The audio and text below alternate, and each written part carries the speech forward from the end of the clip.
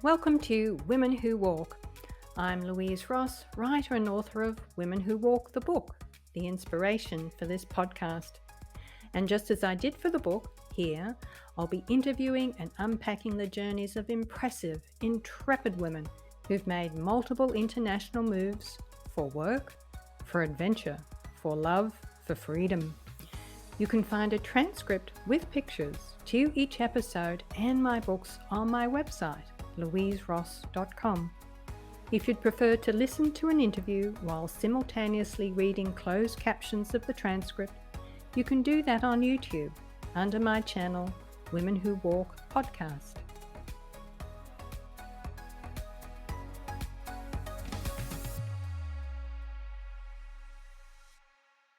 Hello, listeners. Welcome to episode 13 of Women Who Walk. My guest today is Aparna Aurora. In November 2019, I heard Aparna speak on a panel of women in business at the annual Lisbon Web Summit, Europe's most influential tech event. Aparna talked to a largely millennial and female audience about growing her Indian restaurant concept from its inception in 2014 in Berlin to locations in Portugal, including Lisbon, Porto, and more recently, Cascais. Born in central India and raised in Delhi, Aparna's mother left her father when Aparna was 7. At age 9, she began attending a co-ed British boarding school in northern India, flying to Hong Kong on school holidays, where her mother had moved to live with her boyfriend. Having led a protected and cloistered childhood, Aparna chose to attend university in Bombay, where she studied economics, followed by a move to London at age 20, where she studied fashion merchandising. A couple of years later, she was lured abroad by a job offer in Sydney, Australia, where she lived and worked for 7 years. At 29, she left Australia for another adventure, this time in New York, where she worked for the fashion label The Limited. On a business trip to Hong Kong, she met her German husband-to-be, and shortly thereafter they married and moved to Singapore, and then to Germany, where Aparna worked for Hugo Boss. But the enormous demands of the couple's respective careers left them wanting for a different life, and so they pulled out a world map and identified Mexico as their next move. Monterrey in the northeast of Mexico was home for the next 6 years, and it's where they started their family. Struggling to find the kind of baby clothes in Mexico that she wanted for her adopted and biological daughters, Aparna began to make her children's clothes. Her label, Militara, quickly turned into a successful business. Within 6 years, the gun violence in Monterrey escalated, and the family moved to Brazil. Due to her husband's work, they made another 3 moves within a short period of time. The final move was back to Germany. Now in her mid-40s, with 20 years in the fashion industry, and lamenting the lack of good Indian food in Berlin, Aparna decided to change career directions. A year later, she launched her South Indian street food restaurant, Chutnify.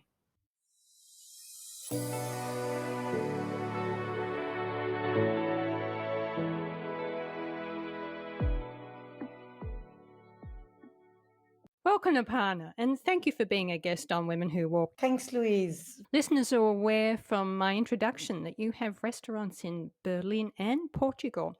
Do you have a home in both cities, Berlin and Lisbon? My main home is in Lisbon now. It used to be in Berlin. I do travel a lot to Berlin and Porto, but I don't have a permanent home there. So it's just me staying in hotels or Airbnbs or whatever I can find as close to my restaurants there. Do you have a preference? Do you prefer Lisbon over Berlin? Yes, I do. I definitely prefer Lisbon over Berlin. I mean, I love Berlin. It's a very cool city, it's a young city, but Lisbon has what I need at this point in my life. Can you give us a little sense of what that is? The weather, of course, and the people. I live 5 minutes walk from the beach, which is amazing. It's really a dream come true. I think also for my children, this is a much nicer city. When they go out, they go to beaches, and it's a lot of outdoorsy stuff as opposed to in Berlin. Don't get me wrong, Berlin's an incredible city, great energy. I love going back there. I think I'm very fortunate that I can do both. So now I want to go back in time a little. You went to boarding school at such a young age. What was it like to go back and forth between boarding school in India and Hong Kong, where your mother was living, and two very different countries and cultures? I went to boarding school when I was 9, and it's the thing you do in India when you want to go to a private school or a public school, as they call it in the UK. I actually loved being in boarding school. It was by choice that I went there, and I did spend all my holidays in Hong Kong. They are two very different cultures, but I was at home in Hong Kong. That's really actually the first home I ever had. My parents separated at a very young age, and I was all over the place, living with grandparents and then to boarding school. Hong Kong was my first grounding place, I guess, in a way. Yeah, that makes sense. And then from this fairly cloistered life in boarding school, you chose to study in Bombay and London, two enormous cities. Is this because you wanted the freedom that a big city can offer, especially after all those years in boarding school? I've kind of always been a big city girl, even though I went to boarding school in the middle of nowhere in the Himalayas. My family is a big city family. I grew up in Delhi until I was 9, and my mother came from there, or her family came from there. I've always liked big cities. I like what they have to offer. Obviously, the universities are better. Like the university that I wanted to go to in India was in Bombay. I always had this dream that I would leave India. I think one of the reasons for me to go to London to study was also just to see a different part of the world. And when you leave India as a kid, it's either the US or the UK, or at least it used to be. And Okay. if it's the UK, it's often London. It was kind of the thing to do at that time. And London felt comfortable because I had family there. It wasn't as scary, I guess. And then that move to London began what has been nearly 10 country moves. Do you think that you're an inherently restless person? Well, Louise, I'm a gypsy. I come from an airline family, so I started traveling at a very young age and saw the big world at a very young age. And I always knew that I wanted to fly. And I Yes. haven't stopped. I am restless and I want to see the world. I want to learn languages. I want to learn about different cultures. And it started with London. And then ultimately, the nature of your husband's work meant opportunities to advance always came with a country move. How did you and your husband manage to both have successful careers while raising a family in so many countries? We just supported each other. The one really, really good thing about my marriage was that my husband encouraged me to do what I wanted to do, and I let him do what he wanted to do. His career always was more successful than mine once we had kids, but I think that's more of a logistics thing.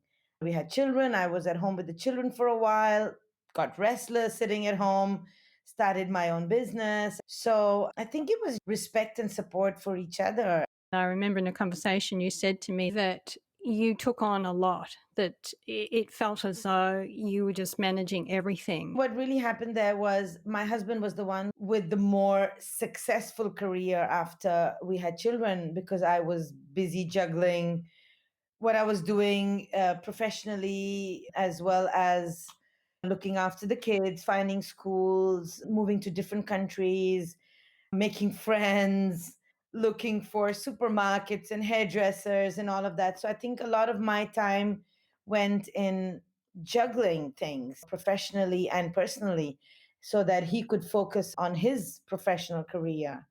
That's just logistically how things worked out for us.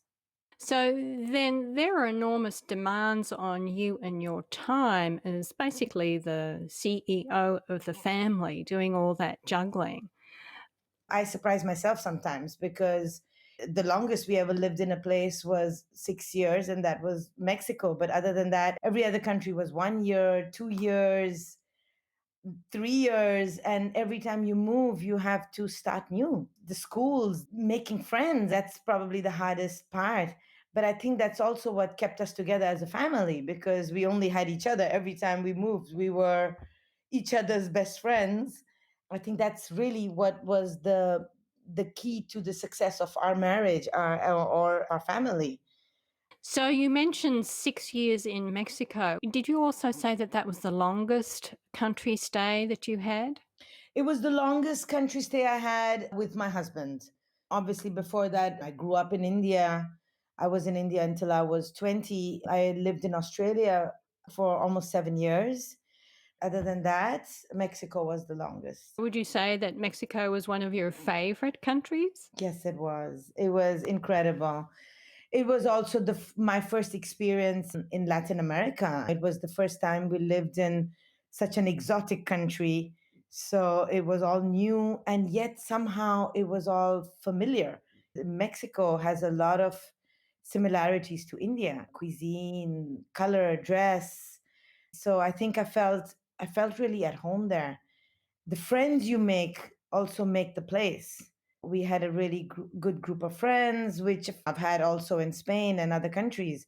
But I think the exoticness of Mexico and the familiarity was really what got me. I would say was probably the best place I've ever lived. Do you think Latin culture is one that you feel the greatest affinity with then? For sure, for sure. I'm an Indian body with a Latin soul, is what I'd say. When you were living in Latin America, did people assume you were? Did people think that you were Mexican or Brazilian? They did actually. It happens to me quite often. I think I can get away as being Lebanese, Middle Eastern, Southern Italian, a lot of different um, cultures or countries. But yeah, in Mexico, it was actually really funny because when I moved to Mexico with my ex husband, he was the one who could speak Spanish and I couldn't. So people would ask us questions and they would look at me thinking I was Mexican and I'd look at him to answer. It was funny. It was funny to see people's reactions. They thought that I was Mexican. And the same thing happened to me in Brazil. They thought I was Brazilian, and it's happened to me in other countries as well when I travel. I think it's an advantage having my look. You really responded to how exotic Mexico and Latin America is. Maybe that has something to do with how exotic you look. So you mentioned ex-husband. Now, when you made significant change in your career direction, it also ultimately impacted your marriage, but we'll get there. First of all, I wanted to ask you a little about transitioning from the fashion industry. Was it because you just had enough and you wanted something different? I did have enough of the fashion industry. I knew I wanted to do something different. I had done it for 22 years. I had worked for big companies, had my own business. I felt like I'd done what I needed to do, and it just wasn't challenging enough for me anymore.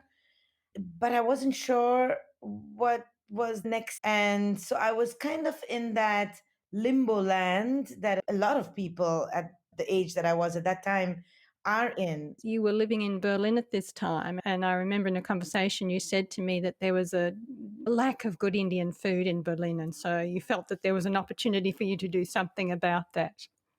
Hospitality wasn't really something on my mind, but it was something I loved. I've always loved cooking. I've always loved entertaining at home, having enormous groups of people coming over for dinners. And it was really on just like a crazy, almost drunken night that I mentioned to my husband at the time that I wish there were more or better Indian restaurants in Berlin. Berlin is very different now. At that time, this was, talking 8 years ago, more than 8 years ago, there was really a lack of authentic Indian food in Berlin. And being the man that he is, and he's always supported my crazy ideas because I was the crazy one in our relationship. He said, yeah, just why don't you do it? Go ahead. If anyone can do it, it's you. Don't be silly. Me in a restaurant. I had never even worked as a waitress, but somehow that conversation stayed in my head.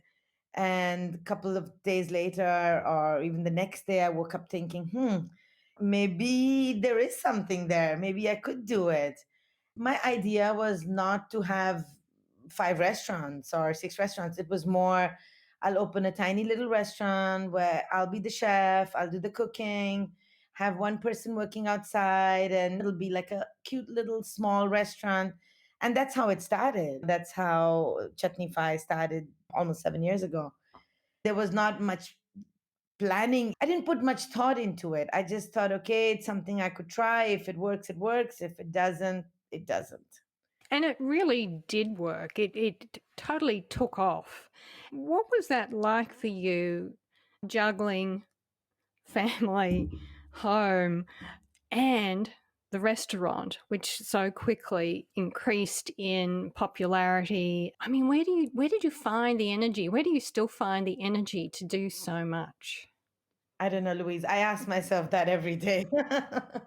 The energy comes. I think when you're doing something that you really enjoy, energy comes. We all have it. I think the unfortunate thing is a lot of us are living a life that we don't really want to be living. And I think that's when we get really drained. But if you enjoy what you do, it just comes. We all have it within us.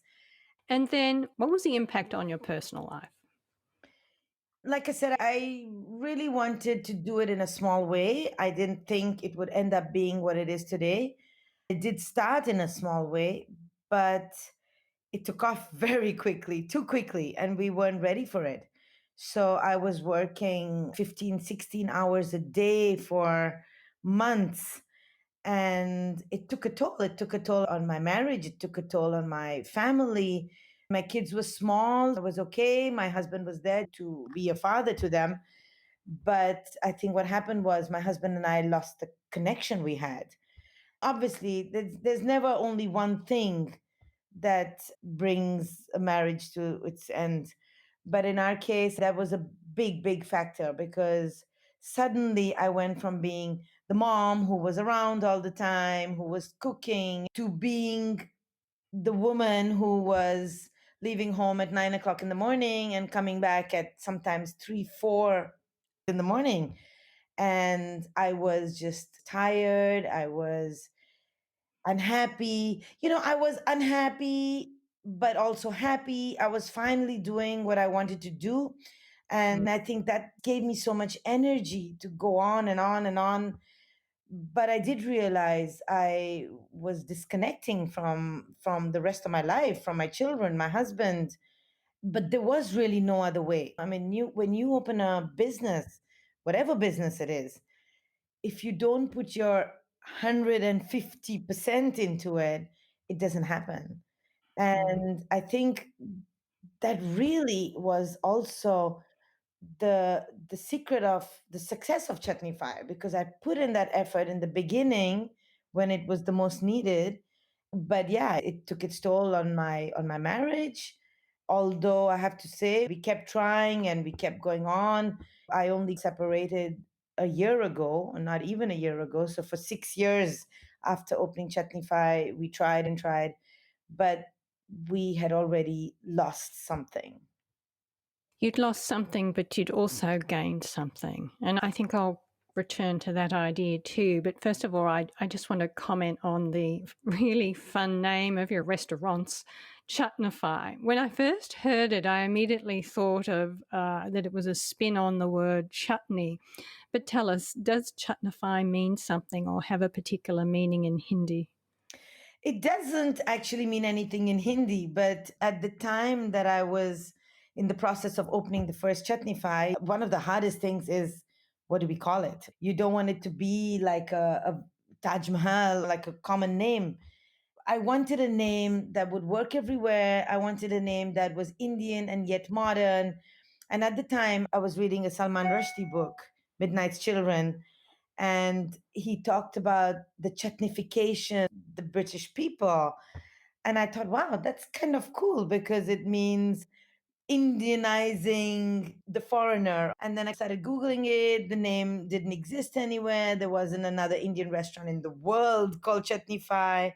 And I thought, well, that's what I want to do in Berlin. I want to introduce good Indian food in Berlin. I want to chutnify Berlin. So it made complete sense.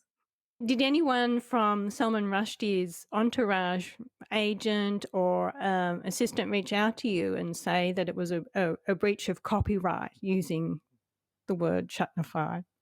They didn't actually, but they might now. Well, hopefully not. Hopefully this exposure is not going to cause any problems for you. Yeah. I'll just come back to the comment I made previously, which is that when you made this transition, one door closed and another opened. So it was sort of the beginning of the end of your marriage, and yet it was the beginning of a whole new life for you. And I think what you've alluded to is that you'd really found your passion and perhaps found your sense of personal empowerment too as a businesswoman.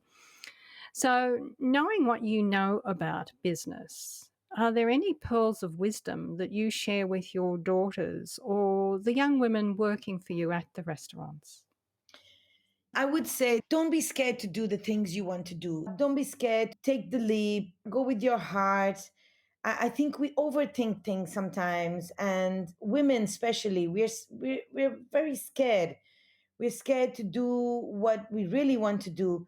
I think for me, the important thing is do what your heart wants to do.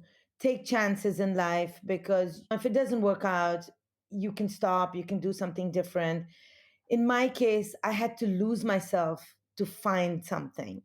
And I think that was really the lesson that I learned from this, that if you don't take a chance, you'll never know. And I took a chance and I went through some terrible times, but in the end, I'm a happier person for it. So the thing that I tell my girls, I have a 16-year-old and an 18-year-old. They're at a very ripe age. And the thing that I always tell them is go ahead. If you want to do it, do it. Because the last thing you want is to get old and think, I could have, I should have, what if? I think this is my motto in life. I try not to overthink things.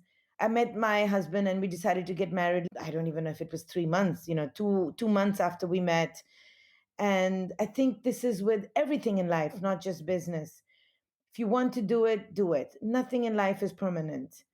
The other thing that occurred to me is that the restaurant business is still so male dominated. So, what has it been like as a woman in an industry that is still so male dominated?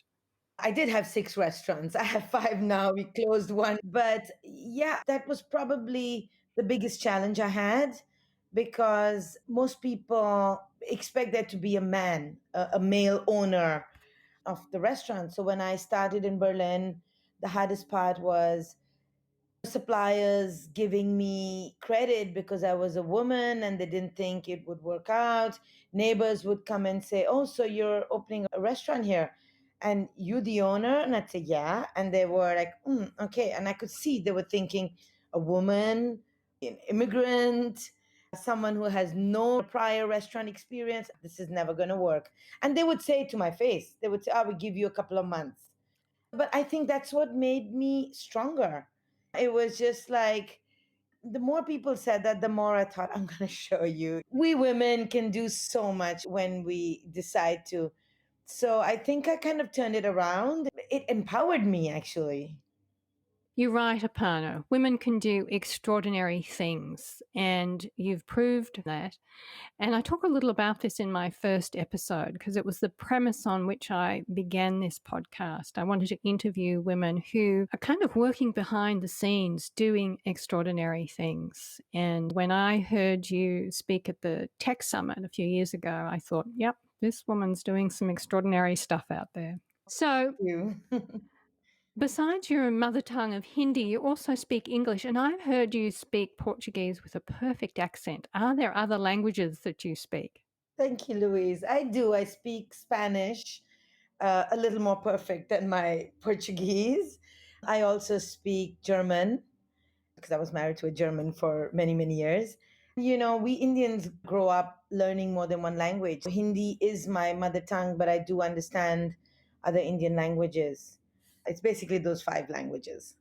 Do you think growing up in India, speaking a number of Indian languages, helped you learn and adapt to speaking other languages? I think so. I think because growing up in India, we hear so many languages. Apart from English and Hindi, there's a lot of other languages that we, even if we don't speak them, we hear them all around us. I also have, for some reason, a head for languages. I always say the first foreign language is the hardest one to learn. Once you speak one, then it just gets easier. Obviously, Spanish and Portuguese are similar languages, so my Spanish helped my Portuguese. I'm trying to learn Italian now, and my Spanish and Portuguese are helping my Italian. I did learn French in school, so they're all kind of connected in a way. They are. The Latin languages are connected. I've noticed that with other people who speak one Latin language, they seem to be able to pick up others with some ease. Unfortunately, that's not the case for me. But then I do think it takes some dedication, and I just find other things to do, quite frankly. In Lisbon, where everyone speaks English. I know it doesn't help. And so, where do you see yourself in, say, 5 years' time? Do you think that there's another country move or another Chutnify that you'd like to open up somewhere? It's hard to say. I'm not much of a planner. I live each day as it comes and try to live in the moment. There was a time where I felt like I wanted to grow the business more, or we, because now my ex husband is fully involved in the business with me, or we do it together.